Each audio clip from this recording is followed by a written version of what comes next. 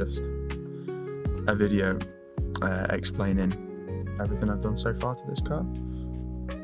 So in terms of what I've done, it's pretty simple. I've got some 16x7 ball bay wheels wrapped up in 205x55 Kumo tyres, just fitting with the semi-budget build that I've got going on. Also got some cheap eBay suspension that came with the car. It's maxed out in the rear, just so I could avoid that rake that the E36s usually have. I'm not a fan of that, so yeah, try to decrease that as much as possible, but it is completely maxed out in the rear now, and it's still not perfect, but it's the best I can do for now on the budget that I have. It's got 15mm spacers in the rear, I think. I've got 2 of them, so I'm not actually sure quite how many it is. It's about 15. And then in the front, I've got some hub-centric 20mm spacers. In terms of power, I've got a remapped ECU, which is meant to be about 8 horsepower over standard. And it also makes it so it can rev up to 7,100 RPM. And typically these rev to like 6,200, 6,250. So that's a big upgrade, and that's where it makes a lot more of the power in the top end. I've also got a sports cap to make it more free-flowing as well, and to make it a bit noisier, just, you know.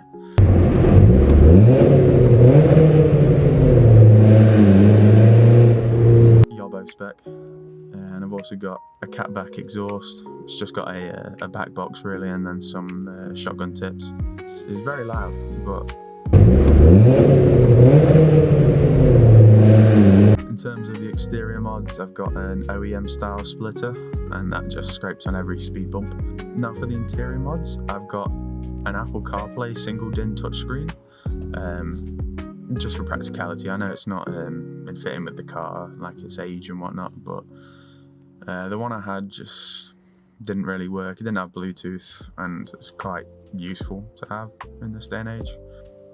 And also, in terms of the steering wheel, it didn't originally come on this car, so the wires don't match from the wheel to the column, so I've had to wire in a separate button just so it can pass the MOT, because you need a horn for an MOT in the UK. Yeah, so the car's got 161,000 miles on it currently. I've done about 800 since we rebuilt the engine, and since I started daily driving it like a month and a half ago. And honestly, it's been, fingers crossed, you know, touch wood, it's been fairly reliable. Probably be broken tomorrow when I try and go work in it, but I guess that's the E36 experience, isn't it? So it is what it is. Like the video, please.